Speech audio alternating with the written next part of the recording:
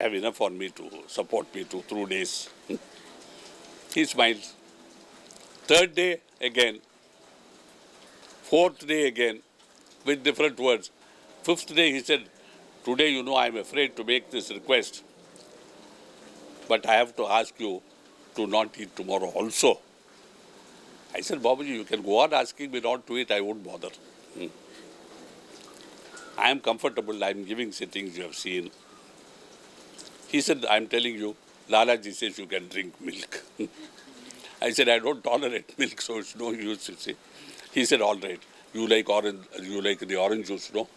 You can have as many as you want. So 5 days I had. And then on the 6th morning, he gave me a sitting. And after about 40 minutes of sitting, he said, today Lalaji Maharaj has blessed you by raising you to the position of Parishad, which is the penultimate rank in the spiritual hierarchy. Mahaparishad, Parishad. He said this position has been vacant for nobody knows how many years.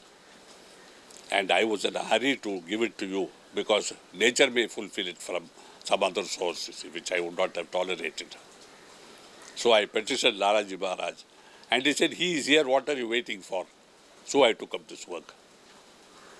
Now suppose you go around, what is the Sahaj Marg, you're fasting. What is the difference between old religion and Christianity and this? Christianity says fast, Babuji says fast. Hinduism says fast, Babuji says fast. And they say this is a new system, a revolutionary system, a system without do's and don'ts. You understand the foolishness of people who ask silly questions like this.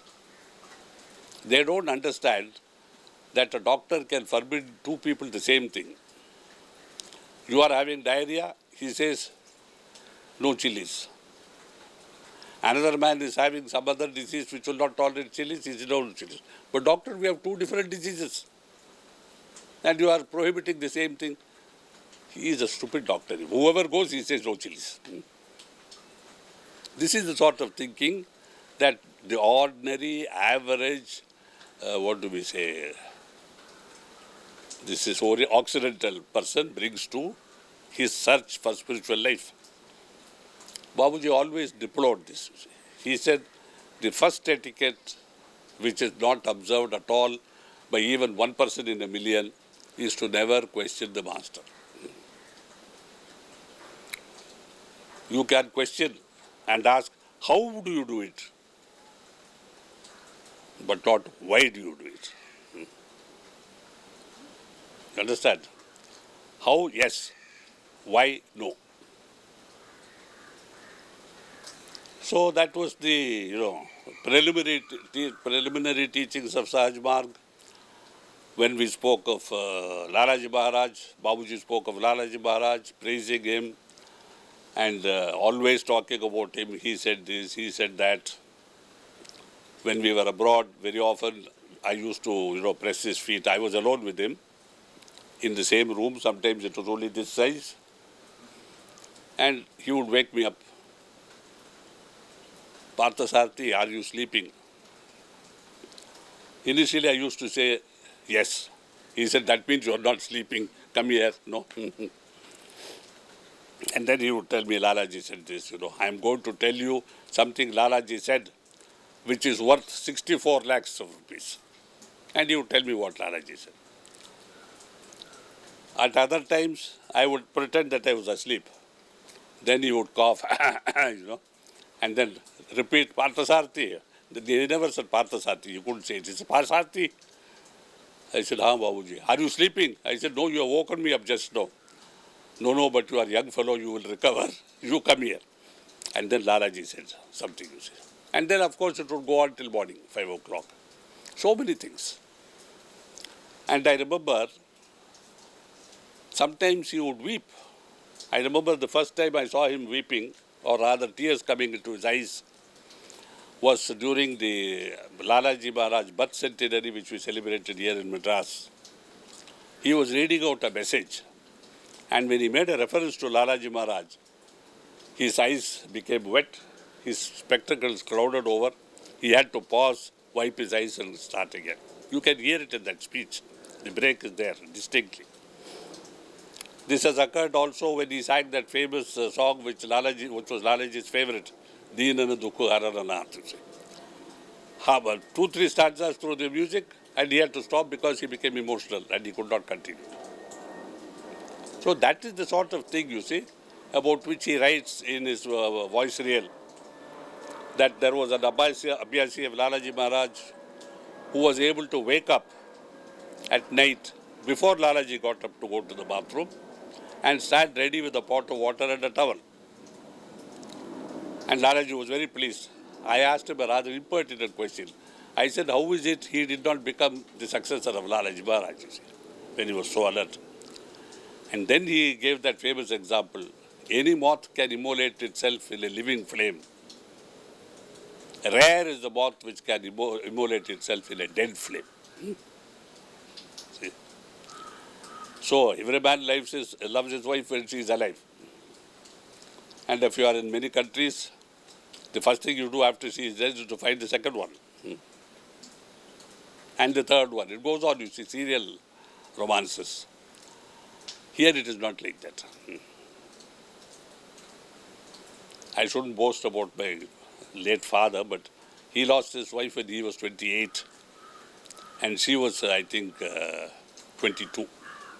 You know, my mother was born in 1911, married in 1922, died in 1933.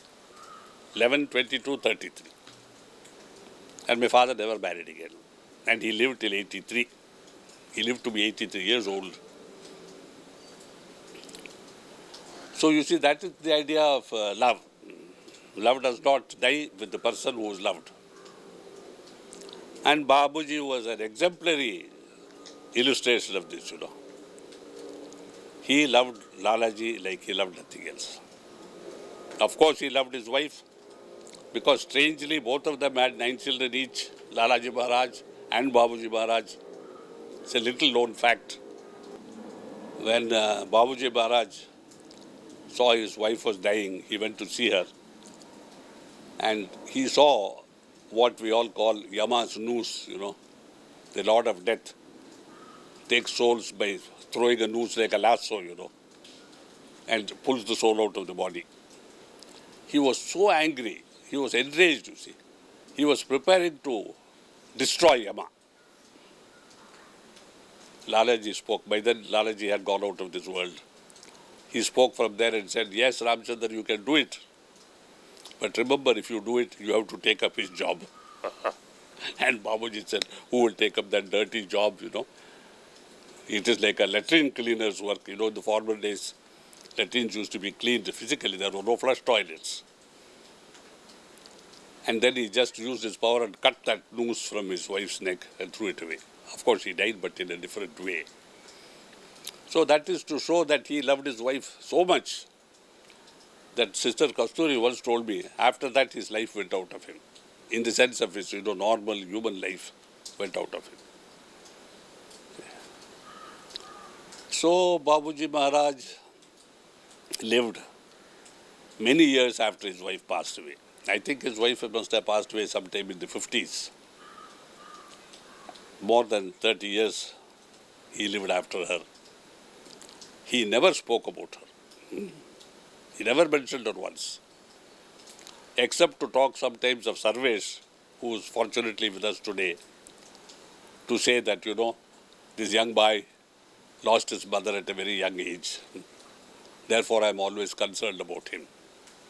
He was always concerned about Sarvesh, what will happen to him, because the two elder brothers, he did not trust that they would look after him. In fact, he had many nightmares about Sarvesh. But that we need not recount here because they don't form part of this episode. And then, of course, he loved everybody, or at least everybody said, Babuji loves me.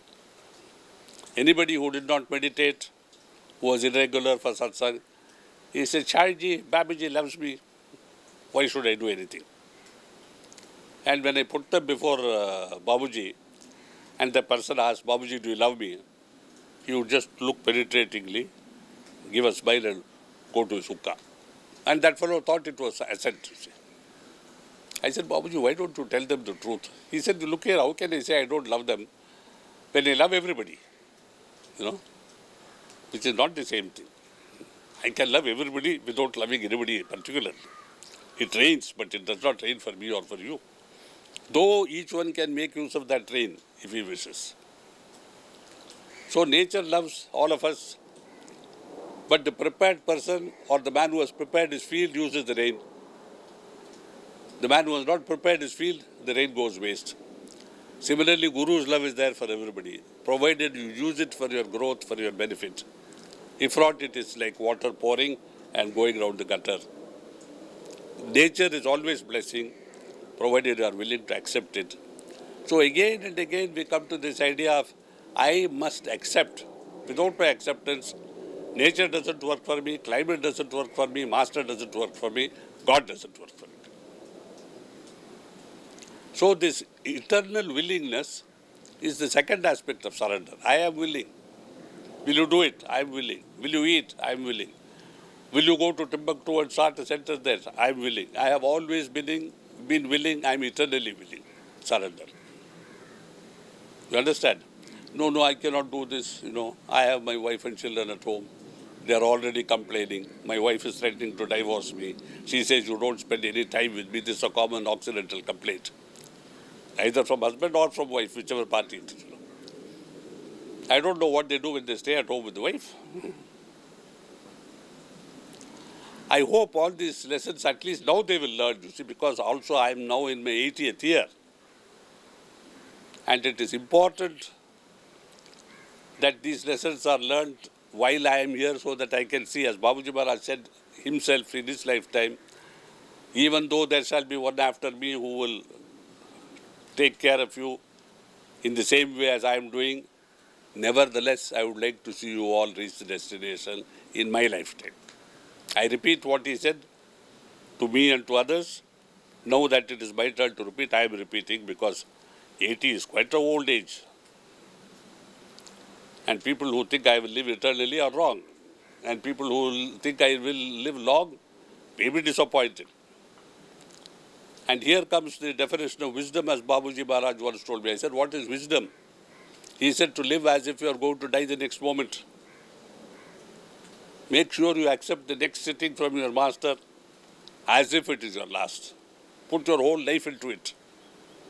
And you see the difference. But we say one more sitting, it was very good. So that is wisdom. Another definition Babuji Maharaj gave out of wisdom was to take the right man for the right job. No other consideration.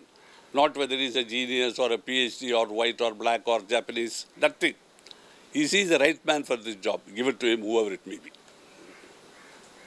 We choose as humans, German chooses a German, the Italian chooses an Italian, the Hindu teaches, I mean, we don't have to go through the list. And of course, people in government take their relatives first. Ministers take their sons, nephews, third removed nephews, seventh removed nephews, then their own villagers, their own caste, their own community. No? So we have what we have in India. Chaos, poor government, bad civic structures, poor education for people, illiteracy in most places, yet India survives. I cannot help but repeat a joke here, you see, which is said about Indira Gandhi. Indira Gandhi came to power and wanted to reform India completely. So she called all the experts in the world, about 40 of them, top experts in different fields, civil engineering, mechanical engineering, computer engineering, the people who construct dams, who put up vast electricity projects, missiles, anything you name it, she had. She said, gentlemen, I give you 3 years. I want my country transformed.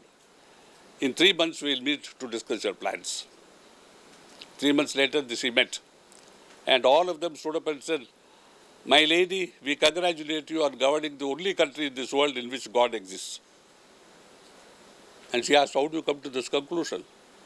So they said, you go to the railway station, you want to buy a ticket, the man who sells the ticket is not there, but the trains are running. You go to the station yard, the engine is there, the driver is not there, yet your trains are running. You have to go to the power station, the man who should operate the power switches is not there, yet your cities are electrified. And generally they are electrified. Who else can we give the credit to except God? I was both very happy and very sad when I heard this joke. Very sad because it was a comment on India, I say. And that comment was a double-edged sword. On one side it was a compliment because I often think that this is the only country where really God exists. Excuse me, I am not trying to hurt other people, people of other religions, of other nations, but this is my personal experience. Other countries talk of God, they worship God, they build temples, mosques, what have you, for God. But as we all know, God is not there. As Babuji said, God has no religion and religions have no God. This is a direct, proof. We have in temples idols. We have in churches crosses with Christ crucified on it, poor fellow. Why he was crucified once, was that not enough? We have to hang him again and again in every church, in every citadel, in every small shrine that we build in his memory for Christianity's sake. And this is funded liberally by the Pope, by the Vatican. Islam says no figures, no idols, but they have a blank wall. I don't know why a blank wall cannot be a representative of something, and in place of an idol, you have a blank wall. Even in mathematics, we say let x be the solution. Without that, you cannot solve any equation. And this Babuji told me once, he said, one idol worship is not wrong if it is done in the right way. I said, what is the right way? He said, to know that the idol is nothing but a representative of God, and that you worship God through it, but don't worship it. You see, people who covet money and, are misers, hoarding money, they worship money for money's sake.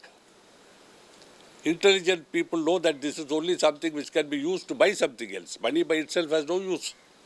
Suppose I have $1 million Deutschmark here in cash, what can I do with it? Even a baker will not sell me a loaf of bread. Isn't it? So we convert money. Go to England, you change it into pounds. Go to Germany, it is good. Go to Italy, but of course now in Europe it's all euro. Still you have to convert to euro.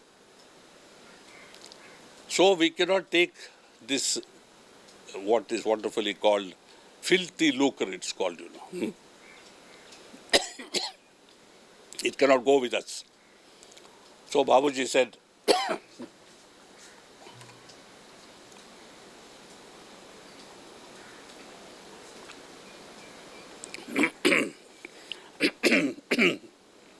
Babuji Maharaj said, build your wealth, but a wealth you can take with you. Here everything remains behind. He said, to the extent that even this body on which you spend so much time, to whose pleasure you spend so much time, so much energy, not knowing this body is not you. You are something inner, serene, majestic, divine. And you are pampering this body, washing it, perfuming it, shaving it, cleaning it, letting it mate indiscriminately. To what purpose? Even this body you will have to leave, he said. You are not only going to leave your house, this body which is the house of your soul, even this has to be vacated. And after you it will be destroyed. Know this, and know that all your life you must struggle to lay up that wealth which will accompany you, which is spiritual wealth.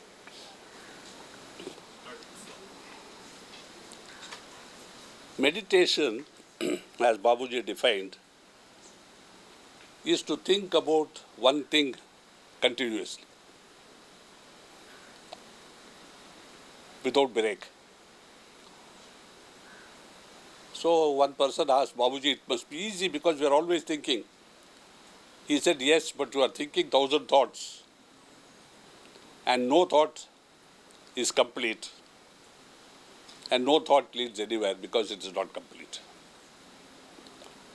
So this man asked him, what is a complete thought? He said, a complete thought is like digging a well. Go on digging until you find water. He said, but that means only one thought. He said, that's what I told you, to think continuously about one thing at one time. See? So meditation is digging a well. And when you dig a well, initially some rocks and rubbish come out, then old things come out, then some layer of rock comes out, then comes sand, and finally comes water. So it requires patience, it requires effort, it requires hard effort,